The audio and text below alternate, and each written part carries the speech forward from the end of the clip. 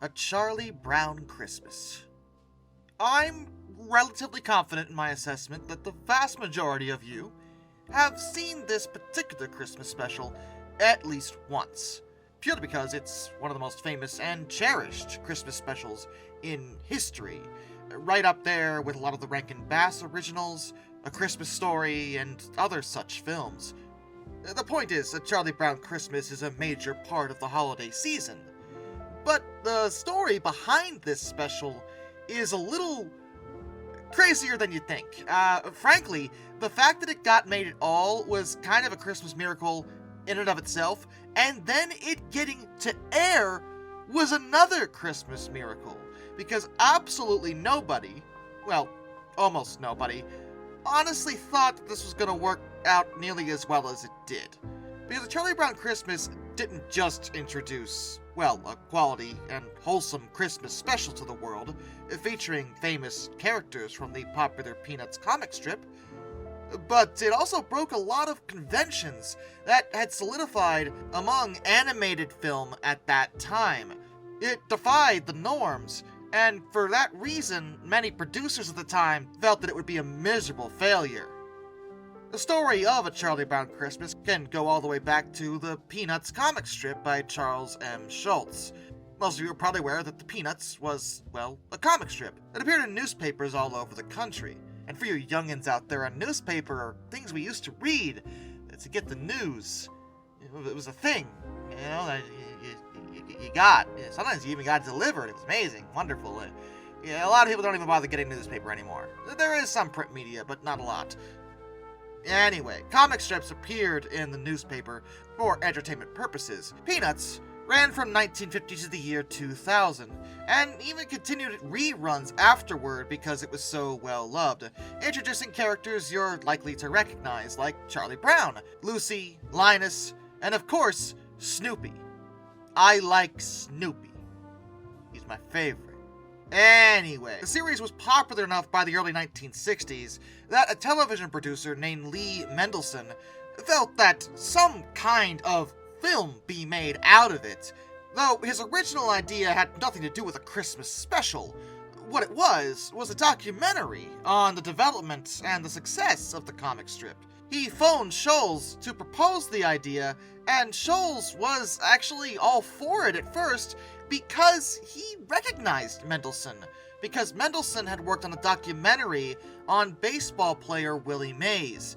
Schulz was big on baseball and had seen the documentary, was impressed with it, so he already believed that Mendelson was a man who could certainly handle the job in a responsible way. Schulz invited Mendelson out to his home to discuss the project, and the original plan was for a half-hour documentary set. Mendelson did want to include some animation, as he thought that it would apply well to the characters. Seeing them move in a cartoon format would be really cool. So he wanted to incorporate that, but only like 1 or 2 minutes. It wasn't gonna be the whole thing. After all, it was a documentary on the comic strip, not a cartoon. Schulz actually had someone in mind for the animated bit. A man that he worked with before, Bill Melendez. The two had collaborated on a spot for the Ford Motor Company previously, so he knew Melendez was good. This likely would have gone ahead as a featured documentary, but the problem was already the networks. Those in control of all the TV stations at the time just weren't interested. They didn't think a documentary and a comic strip was really worth it. None of them wanted to run it. But by April of 1965, Time magazine wound up featuring the Peanuts gang on their cover. That's how big the strip had gotten. And this got the attention of a man named John Allen, who worked at the McCann Erickson Agency in New York. Mendelson was still looking to push the documentary idea, but Allen had a very different interest.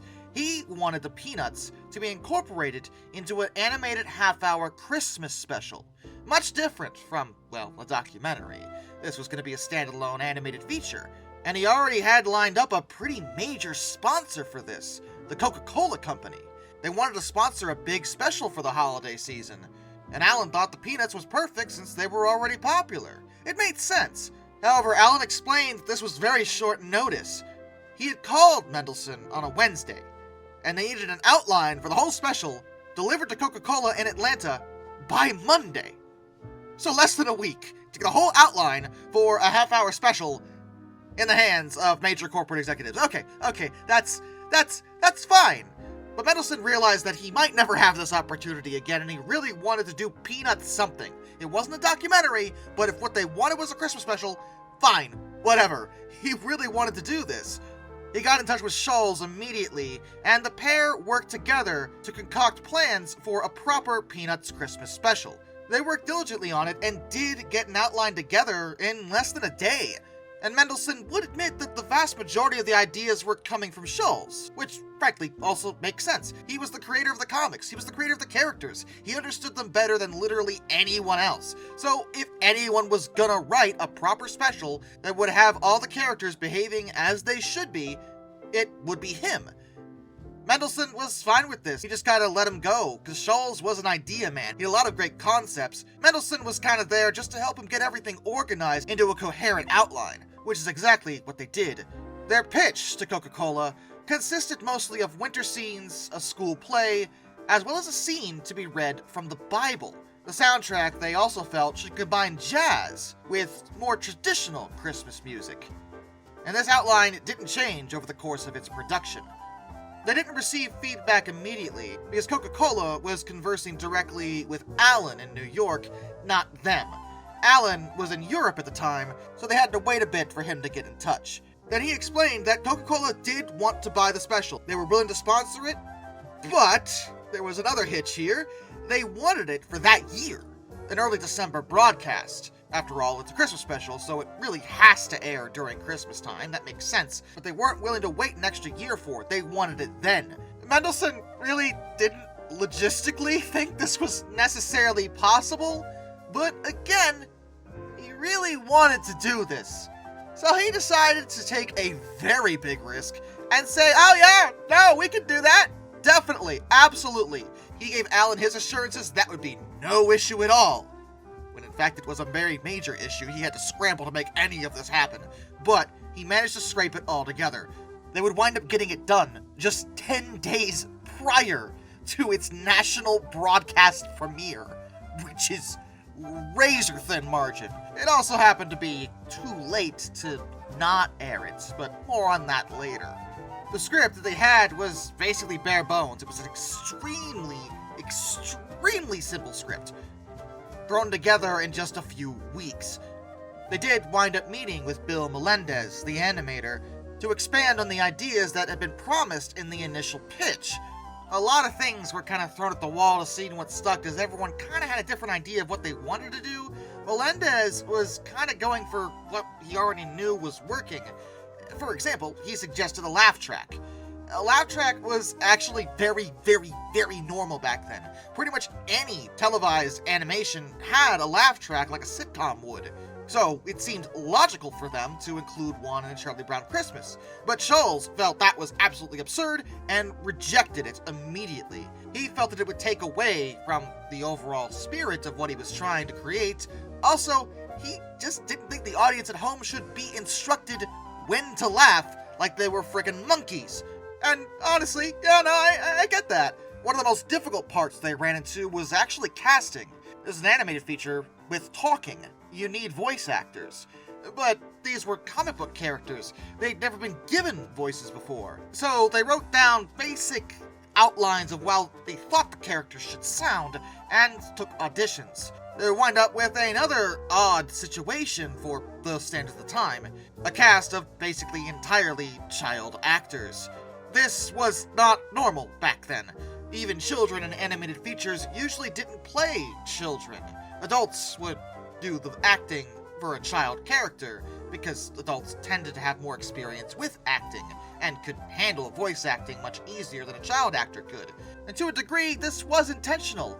Mendelson wanted to have non-actors, rather not Hollywood kids, professionals necessarily, to perform on the special. He wanted them to sound more natural, like normal kids, not someone who was just pretending. And he often sent tape recorders home with his employees for their own children to audition. 8-year-old Peter Robbins, for example, did have a lot of experience on television, film, and advertisements, and he was a big fan of Charlie Brown. They cast him to be Charlie Brown. Interestingly, Robbins would wind up indirectly casting Linus because his own godmother, who was a Hollywood agent, Hazel McMillan, discovered a kid named Christopher Shee. The youngest actor they got was Kathy Steinberg. She was only 6 years old, and she would get the role of Sally.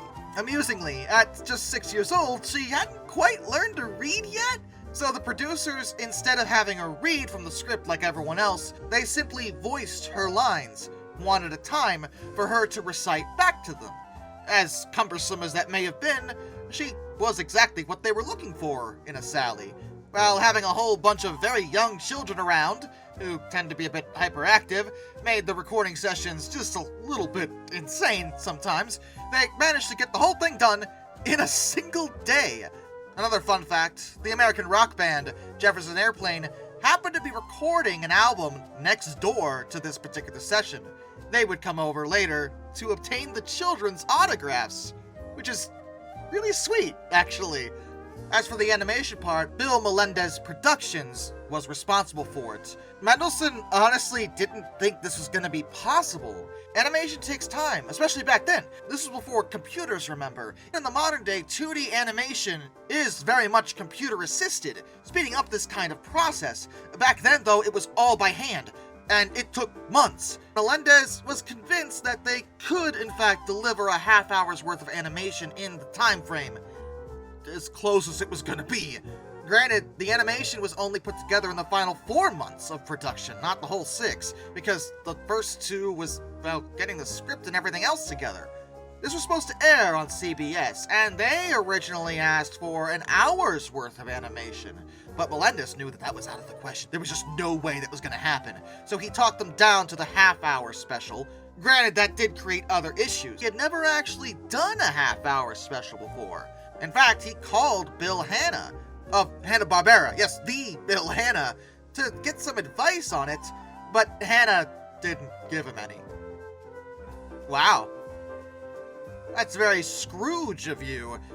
CBS awarded them a $76,000 budget to make it, but they went $20,000 over that, and I really can't overstate how tedious this kind of process was going to be. In the old days, and the way this animation worked, the first step was to make a pencil drawing, then inking and painting the drawing onto what was known as a cell, short for celluloid, a transparent sheet on which objects are drawn or painted for traditional hand-drawn animation.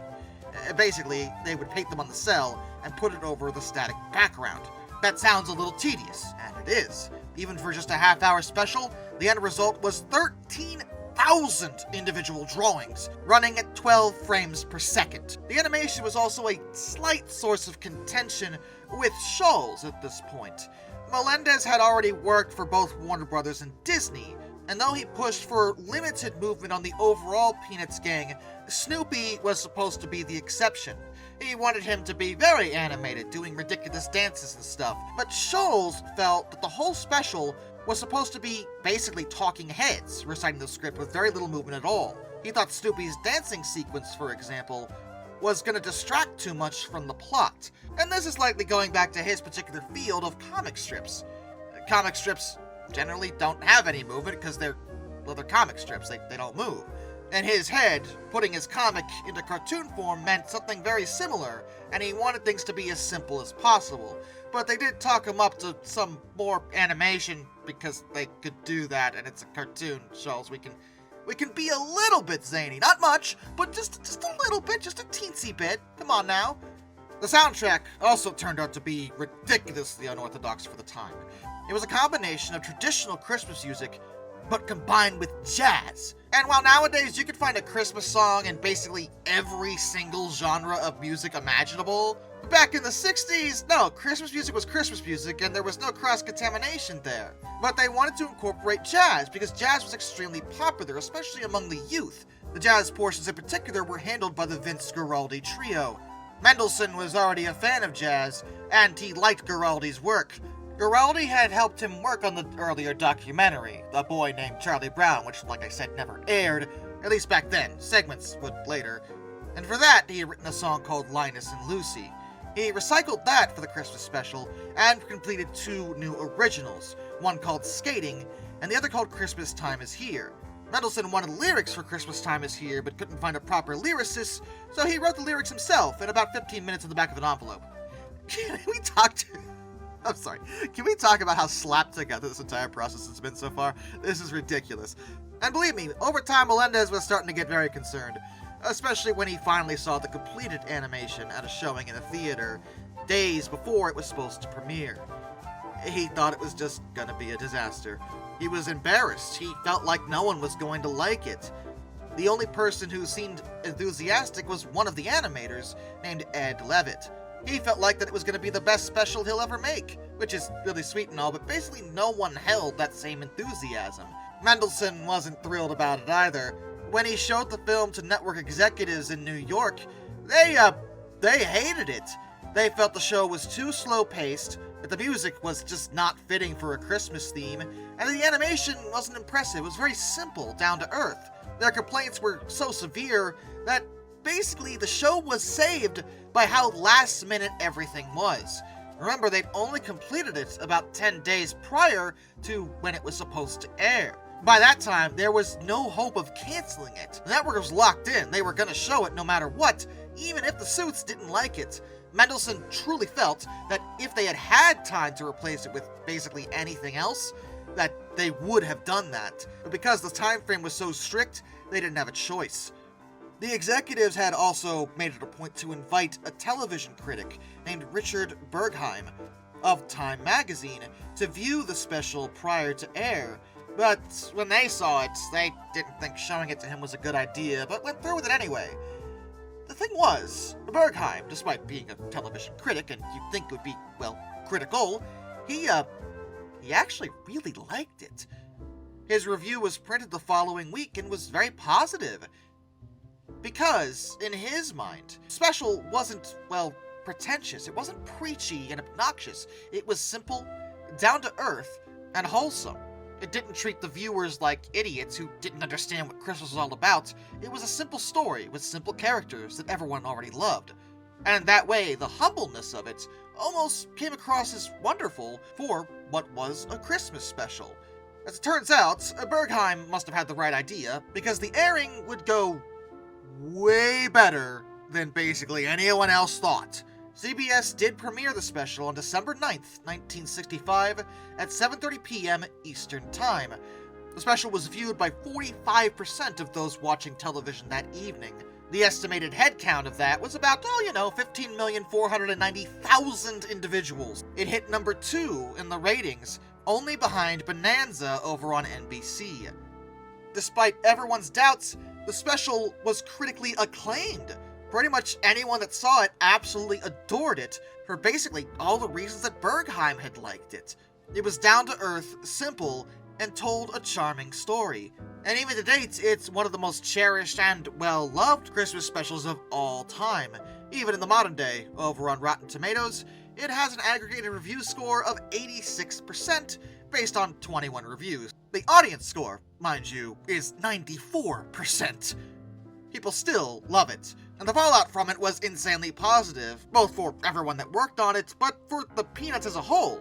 They were already very popular, but it only increased following the special. CBS realized their error in judging it too harshly, and promptly ordered 4 additional Peanuts specials. The Christmas special got an Emmy for Outstanding Children's Program in 1966, making it the second animated TV program to actually win.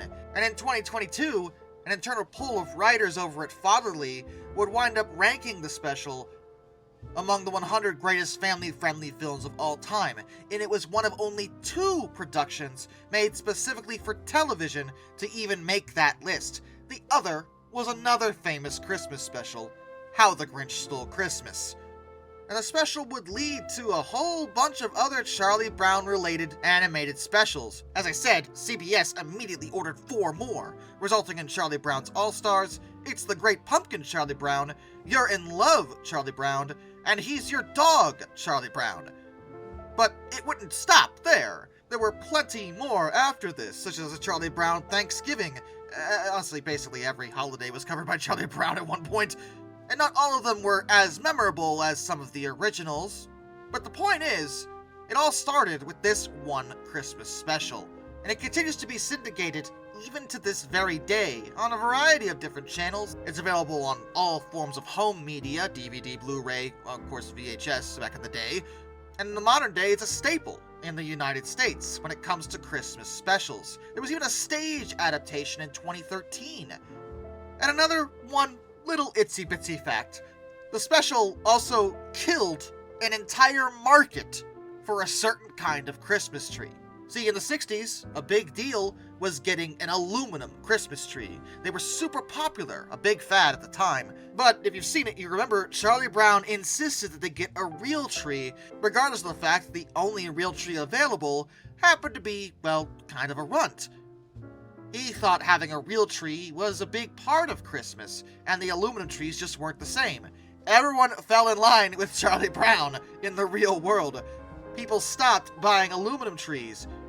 By 1967, they were no longer being regularly manufactured at all. And it's entirely possible that a lot of you, while you may have an artificial tree, it probably isn't made out of aluminum, because they're extremely rare nowadays due to this special.